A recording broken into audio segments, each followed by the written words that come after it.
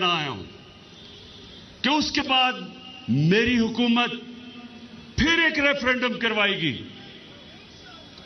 और उस रेफरेंडम में कश्मीर के लोगों को हम कहेंगे कि आप फैसला करें कि पाकिस्तान के साथ रहना चाहते हो या आजाद होना चाहते हो।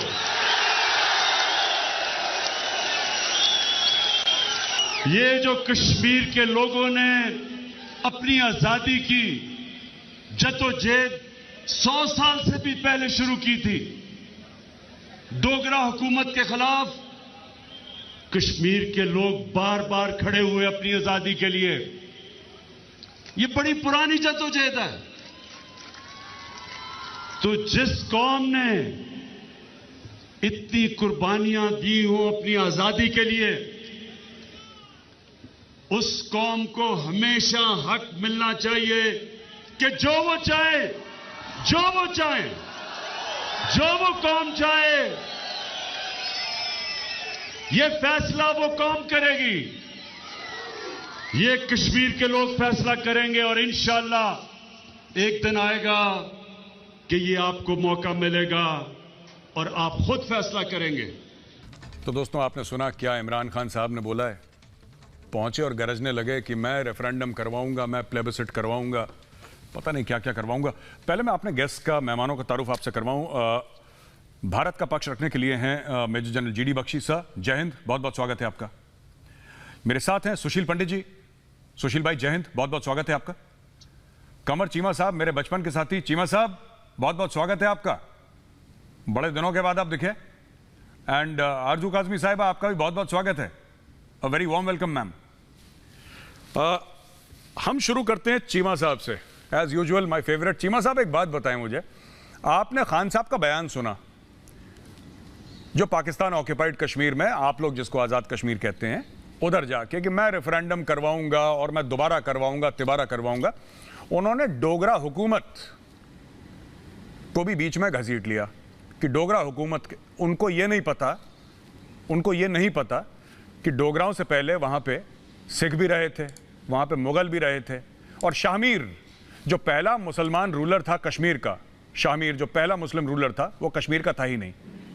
आज तक 1947 के पहले आज तक किसी कश्मीरी मुस्लिम ने कश्मीर पे राज नहीं करा। एक मैं जरा किताबें भेजता हूं फिर खान साहब को ना, पढ़ने लिखने का पता नहीं रिवाज है कि नहीं आप लोगों के। अच्छा चीमा साहब, एक बात बताइए मुझे, मैं आपसे सवाल पूछना चाहता हूं। इतनी मुसीबतों में पाकिस्तान घिरा हुआ है इस वक्त, आप खुद ऑन रिकॉर्ड हैं कहते हुए, ये नया महाज क्या खोल रहे हैं वहां पे? लोगों को डिस्ट्रैक्ट करने की कोशिश है कि कश्मीर कश्मीर कश्मीर। चीमा साहब।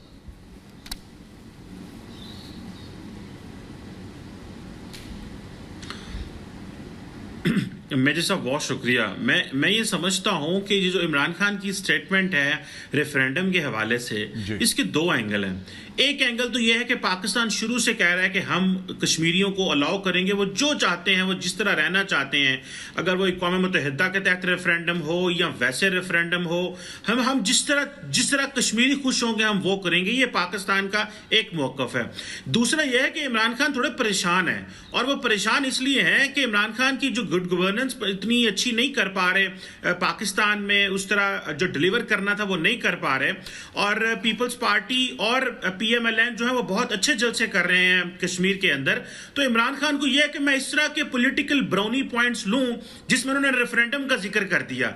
सो मेरा ख्याल है ये एक पॉलिटिकल रेटरिक के अलावा कुछ भी नहीं है। जब पाकिस्तान ने यह कहा है कि कश्मीरी अपनी मर्जी से रहे, तो उसमें रेफरेंडम भी आ जाता है। तो ये जो चीज है, ये इमरान खान साहब की एक परेशानी है उनके लिए, कि वो चाहते हैं कि ये ना हो कि मेरी मरकज में हुकूमत हो और ये एक अनप्रेसिडेंटेड चीज बन जाए कि कश्मीर के अंदर जो हुकूमत है वो मेरी ऑपोजिशन आ जाए।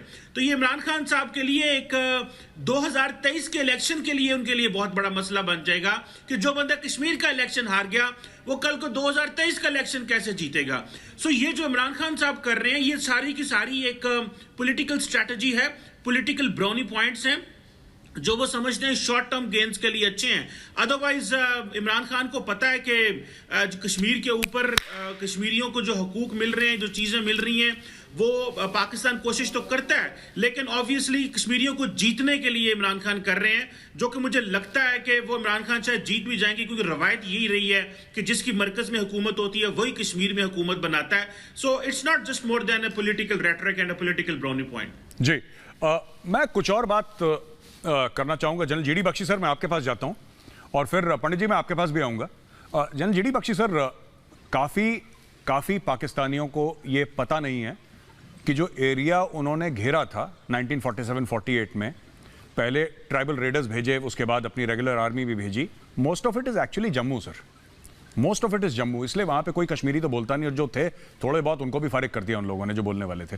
Most of it is Jammu, that other side, western side sir. मेरा आपसे सवाल है सर कि ये in spite of so many problems, इतनी परेशानियां हैं, उसके बाद भी पाकिस्तान में कश्मीर का एक ब्रांड रिकॉल है सर, एक ब्रांड रिकॉल है कश्मीर का कि आप कश्मीर बोलें तो लोग 1 मिनट रुक जाते हैं।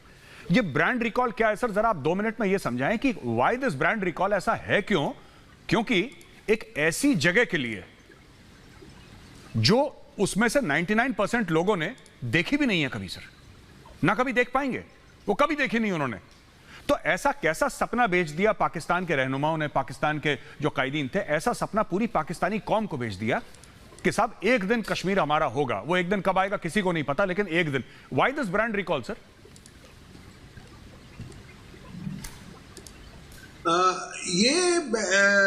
गौरव, यू आर वेरी राइट, आप बिल्कुल सही फरमा रहे हैं। पाकिस्तान के जो फाउंडिंग फादर्स हैं, उन्होंने तब से, जब से पाकिस्तान का इजाद हुआ है, पाकिस्तान की क्रिएशन हुई है, तब से अपने लोगों को एक अफीम चढ़ा रखी है कि साहब एक दिन हम जो है कश्मीर, जम्मू कश्मीर पूरा का पूरा ले लेंगे, वहाँ के डोगरा रूलर्स की ऐसी तैसी करेंगे जो, और लद्दाख के भी उसको हम साथ में लपेट लेंगे। ये जो एक अफीम चढ़ा रखी है, ये बड़ी काफ़ी पोटेंट ये एक हो गया है। जैसे आपने कहा ब्रांड वैल्यू की वजह से, कि कश्मीर का नाम लेते ही आप लगते हैं कि आप कोई फाउंडेशनल वैल्यू रेज कर रहे हैं। प्रॉब्लम सिर्फ ये है कि दुनिया ये घिसा पिटा राग सुन कर तंग आ गई है। आपको याद होगा कुछ साल पहले यूएन ने भी कह दिया था साहब ये मसला let the 2 countries sort it out, it's no longer a UN matter, यहां तक कह दिया। लेकिन हर साल as a ritual prime minister इनके पहुंच जाते हैं यूएन जनरल असेंबली में, वहां पे रेंकने शुरू हो जाते हैं। Now take the latest rant, you know, as a prime minister वो एक रिस्पॉन्सिबल आदमी है। क्या वो जानते हैं कि वो जो कह रहे हैं उसकी इम्प्लीकेशन क्या है? उसकी इम्प्लीकेशन ये है कि हम कश्मीर को, जो भारत, जहां पे भारत है इस वक्त, हमारा जो कश्मीर है उसको ले लेंगे और वहां वो कराएंगे, क्या कहते हैं ये, plebiscite, referendum. How will you do it? What are the mechanics? Will the Pakistani army come and take Indian Kashmir? Can you even dream of it? जी, आप बात क्या कर रहे हैं? बिल्कुल जनरल बख्शी सर, रेफरेंडम का वहां पे कंडक्ट कराएंगे? जी बिल्कुल sir, that is our territory. Absolutely sir, there is no doubt, कोई शक शुबा नहीं है इसमें।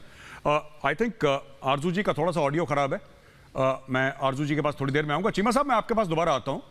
जो जनरल बख्शी ने बोला ना, मैं वही चीज आपसे पूछना चाहता हूं। देखिए, जंगें हो गई कश्मीर के ऊपर, टेररिज्म हो गई, यूनाइटेड नेशंस में जो बोलना था पाकिस्तान ने बोला, ऑर्गेनाइजेशन ऑफ इस्लामिक कोऑपरेशन में जो पाकिस्तान ने बोला, लॉबिंग करी, जो करा, कश्मीर कमेटी बनाई, मौलाना फजल रहमान ने बड़े पैसे कमाए सर, लॉन्ग मार्च कर करके और कश्मीर के चलते बड़े मजे करे बहुत लोगों ने। लेकिन मैं आपसे सिर्फ ये पूछना चाहता हूं चीमा साहब कि अगर पाकिस्तान कश्मीर लेगा, जस्ट ह्यूमर मी, क्योंकि मुझे नहीं पता इसलिए आपसे पूछ रहा हूं, ये कश्मीर लेगा कैसे सर पाकिस्तान? क्या होगा क्या?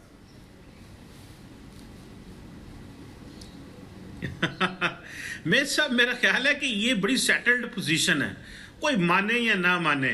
ना हम आप वाला कश्मीर ले सकते हैं, ना आप पाकिस्तान वाला जो आज़ाद कश्मीर है वो ले सकते हैं। ये तो बड़ी सेटल्ड पोजीशन है, बाय फोर्स तो लिया नहीं जा सकता। जो होना है वो पॉलिटिकली होना है, वो किस तरह होना है वो फिर वक्त बताएगा।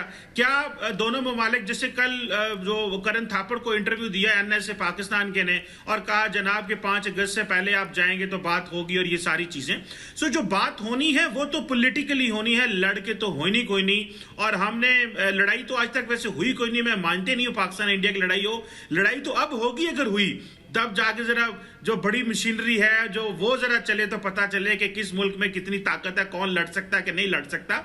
लेकिन मेरा ख्याल है कि दोनों ममालिक की अफवाज और पॉलिटिकल लीडरशिप बड़ी मैच्योर है मेजर साहब। अब लड़ाई वाली बात नहीं है, war is out of question. This is what we teach and this is what we have studied. When two countries are nuclear powered, war is out of question.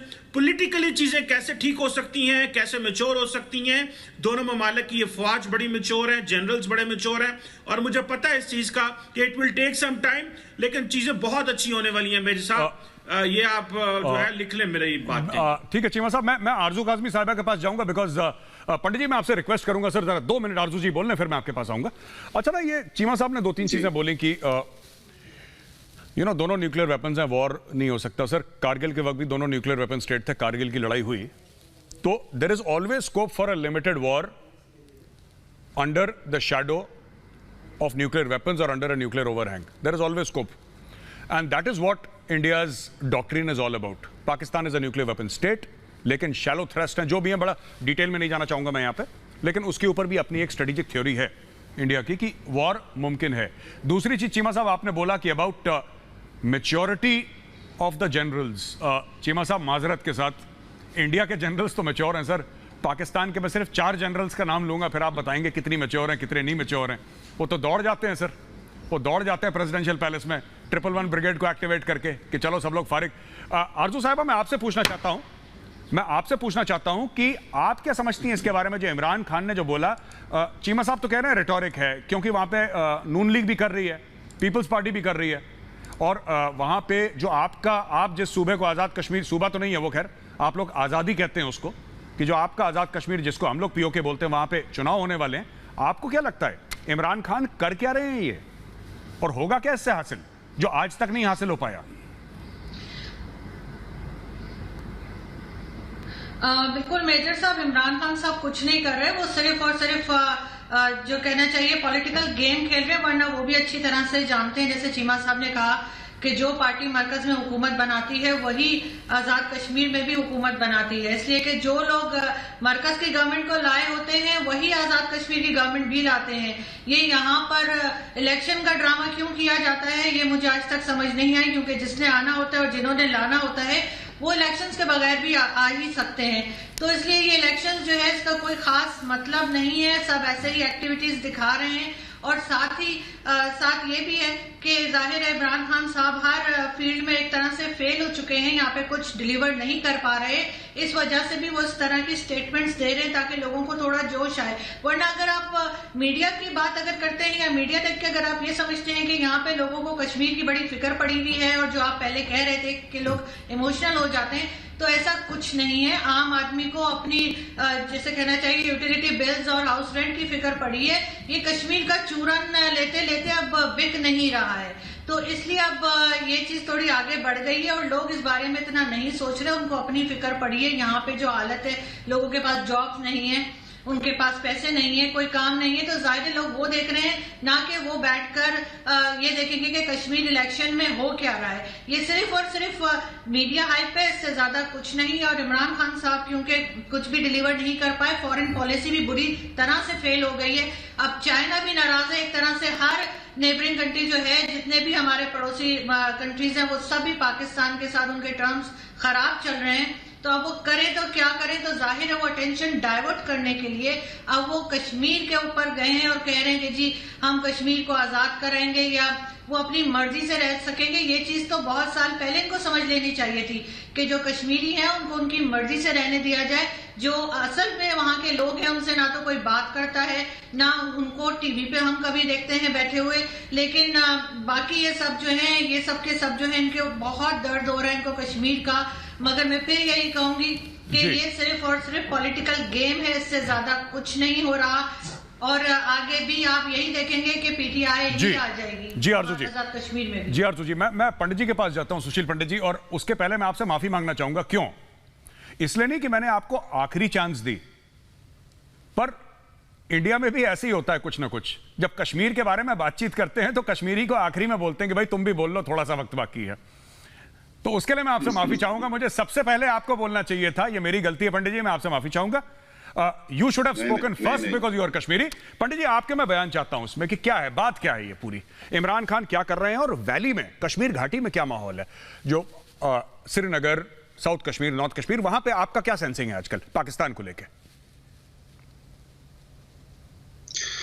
सबसे पहली बात, ये पाकिस्तान के दिमाग में ये खुमारी हो सकती है कि कश्मीरी बहुत तड़प रहे हैं।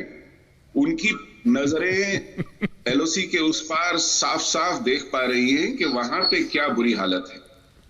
उन्होंने कश्मीर की जो दुर्गति की है, जिसको एक सांस में कहते हैं आजाद कश्मीर और फिर फटाफट कहते हैं पाकिस्तान वाला कश्मीर, यही सच है उसका कि आजादी का मुखौटा चढ़ाकर वहां पर पाकिस्तान ने अपने जॉइंट सेक्रेटरी की एड़ी के नीचे रख रखा है उसको। और ये जो कश्मीर में प्रेसिडेंट और प्राइम मिनिस्टर अपॉइंट किए हैं आजाद कश्मीर के, वो बाहर दरवाजे के बैठे रहते हैं अपॉइंटमेंट के लिए, उससे मिलने के लिए, वहां चिरौरी करने के लिए, भीख मांगने के लिए। ये हालत कर रखी है आजाद कश्मीर नाम दे करके उस इलाके की। पंडित जी, दूसरी बात जिस पर मैंने उंगली उठाई थी, प्लीज बोलिए। चीमा साहब कह रहे हैं कि जंगें अब नहीं हो सकती। मैं उन्हें याद दिला दूं कि जंग चल रही है। हमारे एक सिपाही ने कल आईईडी ब्लास्ट में अपनी जान गंवाई है, इस देश के लिए बलिदान दिया है। ये जंग कैसे चलेगी, ये पाकिस्तान ने तय किया है। ये सीमा पर सेनाएं नहीं लड़ेंगी, इनके भेजे गए दहशतगर्द लड़ेंगे हमारी सीमा के भीतर। ये इस तरह की जंग होगी, ये पाकिस्तान ने तय किया है। लेकिन जंग चल रही है और उस जंग का कमांडर इन्होंने यूनाइटेड जिहाद काउंसिल का सदर सैयद सलाउद्दीन बनाया है। उसके तहत इन्होंने लश्कर तैयबा, जैश ए मोहम्मद और हिजबुल मुजाहिदीन रखे हैं और ये जंग जारी है। और इस बात की तस्दीक मेरे मारे गए भाई और बेटे जो फौजी वर्दी पहन करके कश्मीर की हिफाजत कर रहे हैं और आए दिन अपना बलिदान दे रहे हैं, सुप्रीम सैक्रिफाइस दे रहे हैं, वो करते हैं। आए दिन खून बहाकर हम लोग कश्मीर की हिफाजत करते हैं। और ये जंग आपकी जुबान में कमर चीमा साहब इंशाअल्लाह आपकी बर्बादी से खत्म होगी, क्योंकि जब तक पाकिस्तान है बर्बाद हुआ जा रहा है कश्मीर का चूरन खा खा के। ये बदहजमी जो है अब आप ठीक नहीं होने वाली है। अच्छा पंडित जी को लेकर के जाएगी। मेरे साहब, पहली बात तो यह है कि पाकिस्तान की बुनियादी इस्लाम के नाम मजहब पे रखी गई है, तो कश्मीर कैसे मजहब से अलग हो सकता है? जब पाकिस्तान हमने हासिल इसलिए किया कि मुसलमान आजादी से अपनी मजहबी प्रैक्टिसेस कर सके, तो कश्मीर के लिए क्या हम कुछ सेकुलर मॉडल लेके आएंगे? कश्मीर के लिए भी तो वही मॉडल होगा, एक बात। और दूसरी जो सुशील पंडित ने बात की, पंडित साहब जंग चल रही है, बिल्कुल चल रही है। आप टीटीपी को फंड कर रहे हैं ताकि पाकिस्तानी फौजियों को अफगान बॉर्डर पर शहीद किया जाए, ये जंग चल रही है। आप अफगानिस्तान में दाइश को फंडिंग कर रहे हैं ताकि पाकिस्तानियों को हमला किया जाए। सुशील पंडित साहब, जंग चल रही है, लेकिन अगर आप ही तो आपका एक कॉन्सुलेट बंद हुआ ना कश्मीर अफगानिस्तान में, अभी दूसरा बंद होगा और कल को आप एम्बेसी भी खोल करके वहां से निकलेंगे। सुशील पंडित साहब, अगर आपने इस तरह टीटीपी को फंडिंग की, आपने दाइश को अफगानिस्तान में फंडिंग की, तो मामला एक जैसे नहीं रहेंगे। हम बात करना चाहते हैं, हमें पता है कि पाकिस्तानी जनरल और इंडियन जनरल्स बड़े मैच्योर हैं, लेकिन अगर आप हमसे गोली की बात करेंगे तो हम भी फिर उसके आगे की बात करेंगे।